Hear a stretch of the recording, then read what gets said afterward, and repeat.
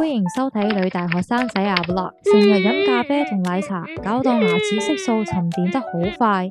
今日就喺福田過關去牙科洗牙，福田口岸出嚟行幾分鐘就到啦。今日就喺呢度洗牙啦。入到嚟，環境好光猛，面積又好大，跟住就坐低填 file。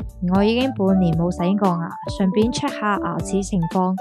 坐低之後，姑娘同我講解注意事項，之後仲專門同我解釋超聲波洗牙係將牙齒表面嘅牙菌斑同埋牙結石清理乾淨，拋光就係用橡皮膠將我嘅牙齒表面打磨到滑捋捋，唔使咁容易黐上啲邋遢嘢喺個牙齒表面。跟住醫生就對住我嘅 X-ray 分析我嘅牙齒情況啦。我有個智慧牙成日發炎，佢建議我趁早剝咗佢。正式洗牙啦，醫生嘅手勢好輕柔，碰到我牙齒敏感嘅地方都會輕輕咁清理。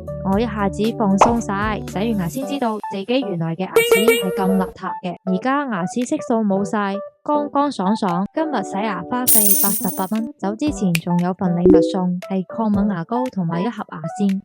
之後就過關返香港啦，拜拜。